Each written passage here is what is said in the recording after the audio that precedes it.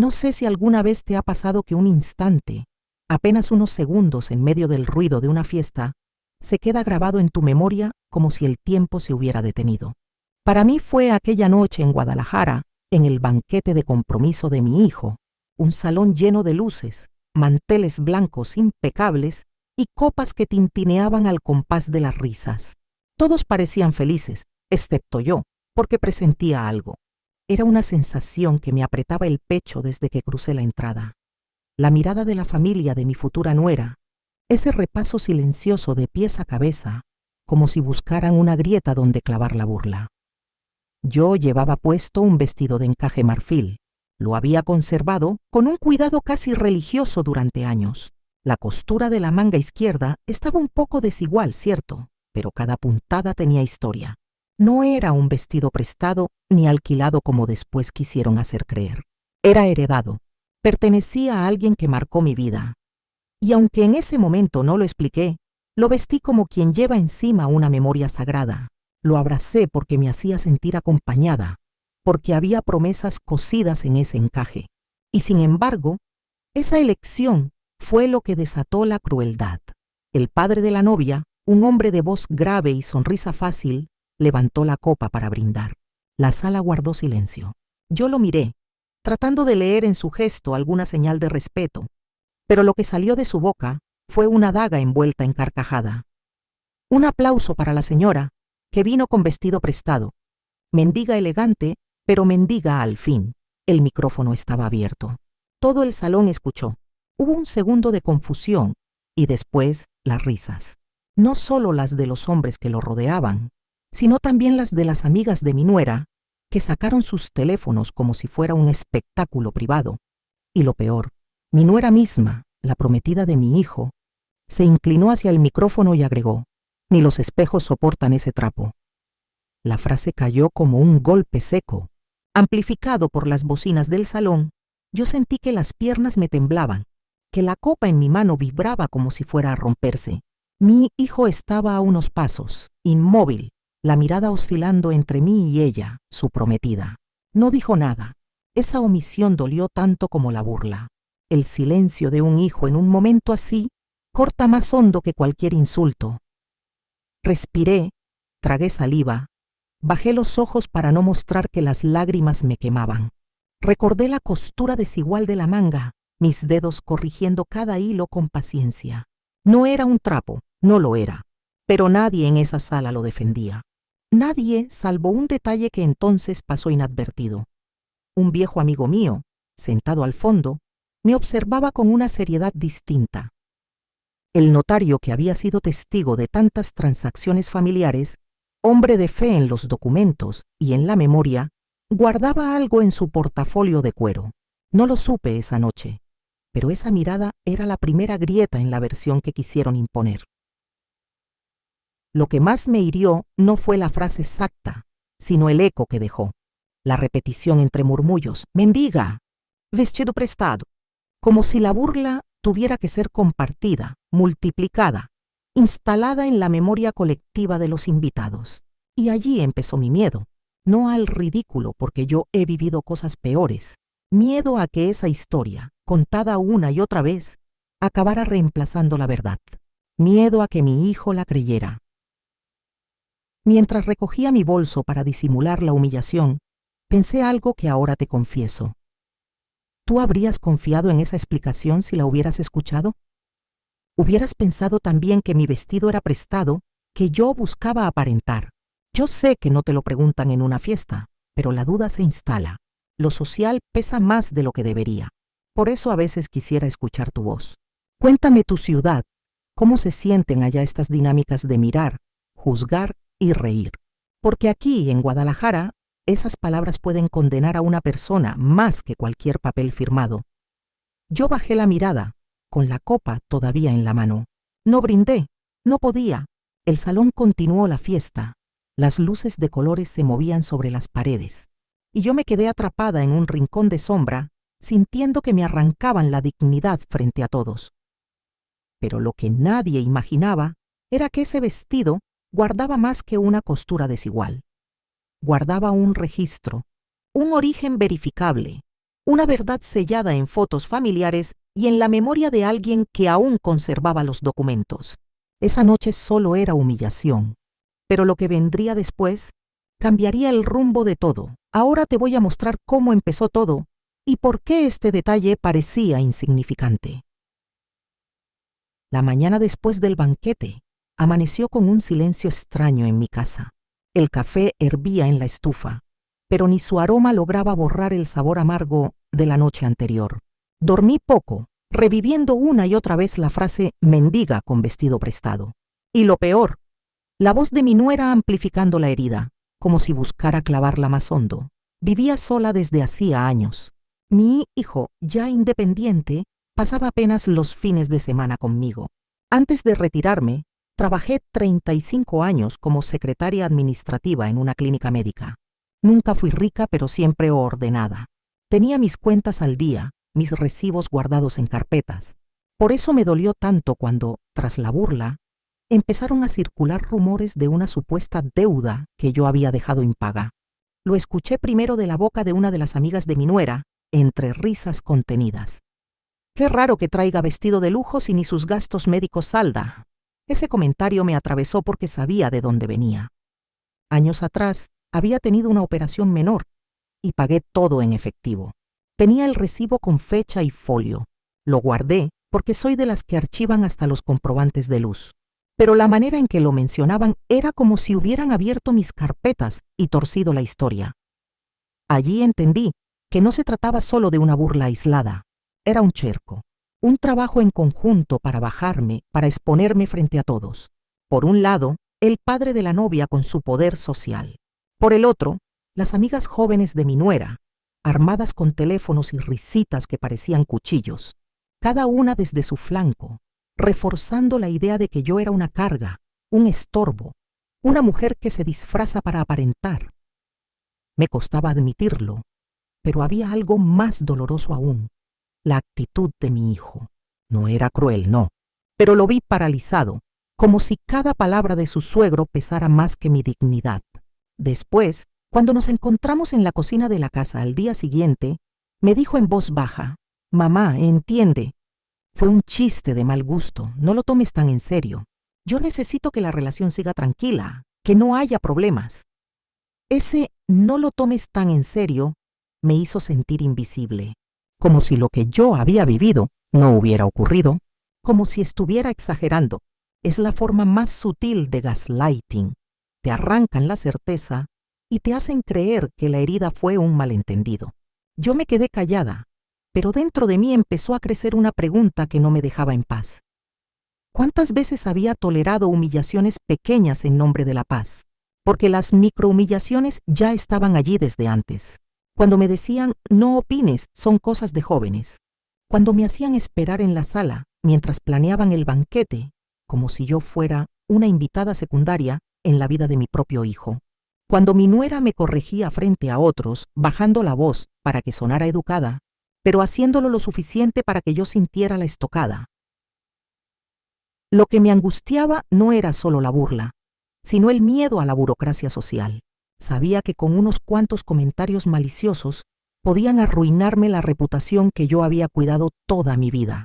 Podían presentarme como una mujer endeudada, desordenada, dependiente. Y en una ciudad como la nuestra, donde todos parecen conocer a todos, eso pesa más que la verdad misma. Esa mañana abrí mi armario y volví a colgar el vestido. Lo acaricié con las manos temblorosas. El encaje marfil parecía más frágil que nunca, pero también más desafiante. Yo sabía que su origen podía ser probado, que no era un trapo, que no era alquilado, y aunque en ese momento no lo tenía claro, intuía que ese vestido sería la clave para recuperar mi voz. Pero todavía me faltaba ver la primera grieta pública, el detalle mínimo que iba a derrumbar la versión oficial que intentaban imponer. Lo que viene cambia todo. Un gesto mínimo derrumbó la versión oficial. Pasaron unos días, y yo trataba de mantenerme al margen de las conversaciones familiares. Pero las redes sociales no perdonan. Una tarde, mientras preparaba té en mi cocina, mi vecina me mostró en su celular un video que ya circulaba en grupos de WhatsApp, el fragmento del brindis, con las risas de fondo y la voz de mi nuera repitiendo: «Ni los espejos soportan ese trapo». Había comentarios añadidos: «Lo alquiló en tal tienda». A la suegra le gusta aparentar. Allí comenzó la primera mentira concreta. Decían que el vestido era alquilado, que lo había retirado de una boutique en el centro, la misma que renta trajes para graduaciones. Incluso mencionaban fechas. Yo me quedé helada. ¿Cómo podían inventar con tanta precisión? Lo que no sabían es que ese vestido nunca había pisado una tienda. Era heredado. Y no solo tenía fotos familiares que lo demostraban, sino que había un documento antiguo donde quedaba registrado su procedencia. Pero en ese momento, lo único que circulaba era la versión distorsionada. Me dolió aún más cuando una de las amigas de mi nuera subió un comentario público: «La próxima vez que lo rente, que al menos le ajusten la manga. Pobre señora». Esa crueldad me hizo sentir pequeña, atrapada. Y otra vez mi hijo cayó. Su silencio ya no era inocente. Era complicidad involuntaria. En ese instante algo se abrió dentro de mí. Una certeza amarga. Esto no iba a detenerse solo. Nadie, salvo yo, podía ponerle freno. Y para hacerlo necesitaba pruebas. El vestido no era solo tela. Era mi defensa. Esa noche, mientras intentaba dormir, pensé en voz alta: ¿a ti te ha pasado algo parecido? ¿Sí o no? Dime si alguna vez tuviste que soportar que torcieran la verdad frente a todos y que encima quisieran hacerte ver como la exagerada. Al día siguiente, tomé una decisión. Iba a sacar de su caja el álbum de fotos donde ese vestido aparecía en otro contexto, en otro tiempo.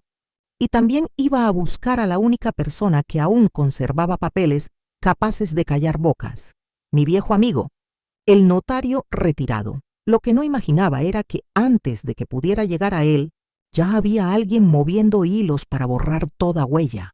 Ese descubrimiento sería apenas la primera comprobación que parecía menor, hasta que dejó de serlo. Ahora te voy a mostrar la primera comprobación que parecía menor, hasta que dejó de serlo. Al día siguiente de ver aquel video, decidí no quedarme en la pasividad. Abrí el armario, saqué el vestido y lo extendí sobre mi cama. Toqué la manga izquierda, la famosa costura desigual que se había convertido en la excusa perfecta para burlarse. Pero esa irregularidad tenía su propia historia. Yo misma la había reforzado años atrás, cuando lo recibí como herencia. Mientras lo observaba, me di cuenta de que esa costura era más honesta que cualquier palabra de quienes me difamaban. Guardé el vestido en una bolsa de tela, como quien protege un testigo frágil, y salí rumbo a la casa de mi viejo amigo, don Esteban, el notario retirado. Lo encontré sentado en su estudio, rodeado de estantes polvorientos, con su portafolio de cuero sobre el escritorio. Me recibió con una mirada que lo decía todo. Él ya había escuchado los rumores. «No debiste pasar por esto», me dijo con su voz grave. «Y menos de parte de tu propia familia política». Yo asentí, incapaz de sostener la emoción. Le mostré el vestido y me limité a preguntar: «¿Hay manera de probar lo que realmente es?». Don Esteban suspiró, abrió el portafolio y sacó un sobre manila, sellado con un timbre notarial antiguo. El crujido del papel al abrirlo resonó como un eco de verdad. Dentro había copias de inventarios familiares, con descripciones de objetos heredados. Y allí, con letra clara, aparecía registrado: vestido de encaje marfil, perteneciente a la señora Mercedes Osguedaspues y Quesín, legado a su sobrina política en fecha de 1984. El documento coincidía con la época en que lo recibí. Era irrefutable. «Este sobre no debería existir todavía», me dijo Esteban. «Lo guardé por prudencia, porque conocí a tu familia y supe que algún día podían necesitarlo. Ese no debería existir me heló. Era como si una parte de mi pasado hubiera viajado hasta el presente para rescatarme. Yo lo miraba y pensaba: ¿cómo es posible que un papel guardado casi en secreto pueda pesar más que todas las voces burlonas? Lo que descubrí después, sin embargo, no cuadraba con los registros. Alguien había intentado borrar esa referencia en copias digitales de los inventarios, manipulando la información como si nunca hubiera existido. Un trabajo fino, casi invisible. Eso me reveló que la burla no era solo espontánea. Había una intención organizada. Esa tarde me quedé pensando en ti, lector silencioso. ¿No te ha pasado alguna vez que encuentras un documento guardado en silencio y de pronto todo cobra otro sentido? Si quieres, puedes contarme tu caso. A veces al nombrar las cosas, la carga se hace más ligera. Atento a este detalle. Lo que descubrí después no cuadra con los registros. Con el sobre en mis manos, me sentí por primera vez acompañada por algo sólido. No era solo mi voz contra la de ellos. Ahora había un documento sellado que hablaba. Sin embargo, en el fondo sabía que todavía no era suficiente. Porque en esta guerra de apariencias, los papeles podían ser puestos en duda, y yo necesitaba algo que tocara fibras más profundas. Me senté en la sala esa noche, con el vestido extendido sobre la mesa, cuando una idea inesperada me golpeó: buscar fotografías antiguas, no las mías, no las de mi familia cercana, sino las que estaban dispersas en las cajas de mi tía abuela. Ella había guardado recortes de periódicos y álbumes donde aparecía, en fiestas sociales de los años 70, la figura de Mercedes de la mujer de quien yo heredé el vestido. Revolviendo esas cajas, encontré una foto amarillenta. Allí estaba Mercedes, sonriente en una boda, con el mismo vestido marfil, la misma costura en la manga izquierda. Y a su lado, parado en traje oscuro, nada menos que el padre de la novia, joven con apenas 30 años. El aire se me fue de golpe. Él había visto ese vestido antes. No solo lo conocía, había bailado frente a él, lo había aplaudido en su momento de esplendor. Y aún así, décadas después, había tenido el descaro de burlarse como si fuera un trapo alquilado. Esa fue la tercera reviravolta. No era una cuestión de desconocimiento ni confusión. Había memoria de por medio, y donde hay memoria, hay intención. Volví a mirar la foto una y otra vez. Allí estaban las pruebas. Mercedes con el vestido, el suegro joven a su lado. Si él recordaba ese momento, y no podía no recordarlo, entonces la burla no era inocente. Era un acto calculado para desacreditarme.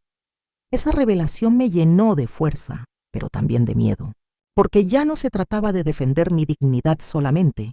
Había una pugna por la narrativa de toda una familia, y para eso necesitaba la voz de alguien respetado, alguien cuya palabra pudiera pesar más que la mía y la de mis acusadores. Ahora sí voy a traer a un notario, porque lo que diga puede limpiar o ensuciar todo. El día en que llevé el vestido y la foto a la siguiente reunión familiar, mis manos temblaban. No era una fiesta, sino una comida más reducida organizada por la familia de mi nuera para ultimar detalles del enlace. Yo sabía que el terreno era hostil, pero también que la verdad debía caminar en público, no en secreto. Coloqué la foto sobre la mesa, frente a mi hijo y a su prometida. Ella arqueó las cejas, tomó el papel y dijo con voz burlona: ¿Y esto qué prueba? ¿Que el vestido estuvo en circulación desde hace décadas? Eso solo confirma que se lo prestaron 1000 veces. Las amigas de ella rieron. Mi hijo miraba hacia abajo, atrapado otra vez en su silencio. Yo iba a responder, pero algo inesperado sucedió. Una de las tías de la familia política, mujer discreta y hasta entonces siempre alineada con ellos, se inclinó y dijo: «Yo recuerdo ese vestido. Lo usó Mercedes en la boda de mi prima, y recuerdo que se lo heredó a ella». Me señaló con un gesto suave. No lo alquiló, lo guardó con cariño. El aire cambió en la sala. Ese testimonio, salido de donde menos lo esperaba, abrió una grieta en la muralla. La nuera trató de interrumpir. «Seguro la confunde, ya está grande». Pero antes de que terminara, la voz de un invitado que había grabado el brindis original desde su mesa se alzó. Sacó su celular y repitió el video, pero ahora sin risas añadidas. En la grabación se escuchaba claramente al suegro burlándose y luego a ella rematando. Ese eco, reproducido frente a todos, era innegable. Y justo ahí apareció la cuarta reviravolta. El micrófono del salón había seguido grabando incluso después del brindis. Lo que yo no sabía era que en el archivo completo se oía al propio suegro decir en voz baja: «Así tumbamos la imagen de esta mujer, para que no estorbe». Era imposible disfrazar esa intención. El silencio que siguió fue brutal. Mi hijo levantó la cabeza por primera vez, con los ojos vidriosos, como si hubiera despertado de un largo letargo. Yo lo miré a él y me miré a mí misma. Pensé en voz baja, como quien se promete algo frente al espejo. Escribe dignidad si alguna vez dudaron de tu palabra, porque en ese instante entendí que lo único que podía rescatarme no era el vestido, ni el sobre, ni las fotos. Era mi derecho a ser creída. Lo que viene es público. Nadie podrá decir que no lo oyó. El rumor ya no podía sostenerse solo en risas. La grabación había dejado claro que la burla fue planificada, y eso obligó a que los involucrados intentaran recomponer su versión. Fue entonces cuando apareció mi viejo amigo, don Esteban, el notario retirado.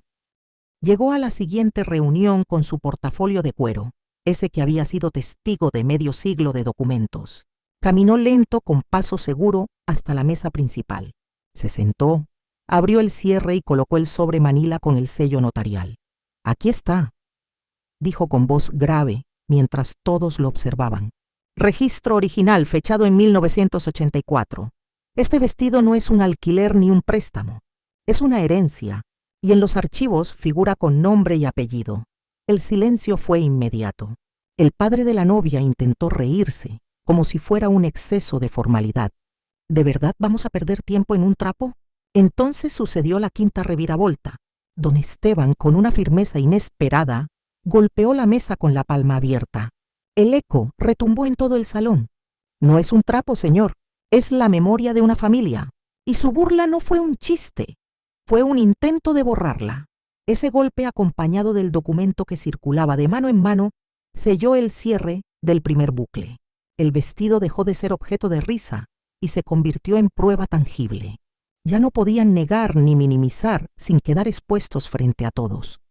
Yo, que había soportado el peso del silencio, sentí cómo una parte de mí recuperaba aire. El encaje en marfil que me pesaba en los hombros ahora era armadura. Ahora te voy a mostrar la pieza que faltaba y que muchos preferían no ver. La validación del notario no cerró la herida. Al contrario, la expuso aún más. Con el documento en la mesa y el eco del golpe todavía flotando, todos aguardaban una reacción del padre de la novia. Él no se quedó callado. Se levantó, tomó la copa y dijo en voz alta: «Muy bonito todo esto, pero aquí lo único que cuenta es que mi hija y su prometido tengan un futuro sin cargas». Esa frase, disfrazada de buena intención, escondía lo que nadie había querido nombrar. La burla no era solo una cuestión de apariencia. Había un interés económico detrás, un primo lejano, que hasta entonces había permanecido en las sombras. Lo reveló sin rodeos. Lo que querían era que pareciera que usted dependía de ellos, para justificar que el departamento que su hijo piensa escriturar quedara a nombre de la familia de ella. Ahí cayó la sexta reviravolta. No era casualidad que insistieran en pintarme como una mujer endeudada, incapaz de sostenerme. Si esa imagen se consolidaba, podían presionar a mi hijo para que cediera bienes y derechos en favor de la nueva familia. Mi hijo, al escuchar eso, se levantó con el rostro desencajado. Miró primero a su prometida, luego a su suegro y finalmente a mí. Fue el instante más duro de todos, la disyuntiva de elegir entre protegerme públicamente o sostener la paz con ellos. El salón quedó en silencio absoluto. Nadie respiraba, hasta que él habló, tembloroso pero firme. «No voy a permitir que usen a mi madre para conseguir ventajas. El departamento lo decidiré yo. Y si para casarnos es condición que ella se calle, entonces no habrá boda». Las palabras se clavaron como cuchillas, pero no contra mí, sino contra quienes habían planeado todo. La nuera se quedó pálida, el padre bajó la vista, y yo entendí que la dignidad no se negocia. Antes de cerrar, quiero dejar algo claro para quien esté pasando por lo mismo. No se trata de ganar ni de humillar. Se trata de poner límites, de no permitir que el respeto se degrade hasta convertirse en moneda de cambio. El banquete, las risas y la humillación parecían ya un recuerdo lejano, pero la verdad es que apenas habían pasado unas semanas. Yo seguía despertando algunas noches con el eco de aquella frase. mendiga con vestido prestado. Sin embargo, ahora tenía otra imagen que contrarrestaba esa herida. El golpe seco de la mano del notario sobre la mesa, el documento en alto y la voz de mi hijo por fin defendiéndome. Aprendí que la dignidad no se grita, se demuestra, y decidí establecer 3 límites concretos, visibles, que marcaran el antes y el después. El primero: nunca más aceptaré que las bromas públicas se disfracen de cariño. La primera vez que alguien intente ridiculizarme frente a otros, lo nombraré en voz clara, sin miedo a incomodar. El segundo: no permitiré que mi reputación dependa de rumores. Conservo documentos, recibos y pruebas, y ahora sé que mostrar uno a tiempo vale más que 1000 explicaciones. El tercero: la cercanía con mi hijo será siempre bienvenida, pero jamás a costa de mi silencio. El amor de madre no se mide en cuántas humillaciones aguanta, sino en la claridad con que traza su dignidad. En mi mesa de comedor, sobre el mantel sencillo que uso cada día, he dejado el vestido doblado dentro de su bolsa de tela. No para volver a ponérmelo, sino como recordatorio. Cada vez que lo veo, recuerdo que no era un trapo, era memoria, era verdad. Y fue la llave para recuperar mi voz. Hoy me siento en paz, aunque no ilusa. Sé que habrá intentos de reconciliación. Los escucharé, sí, pero solo bajo respeto. La puerta está entreabierta, pero jamás volverá a cerrarse sobre mí para hacerme invisible. Si esta historia resonó contigo, acompáñame en lo que sigue. Suscríbete, comparte, guarda la playlist. Porque contar lo vivido no es revancha, es un acto de memoria.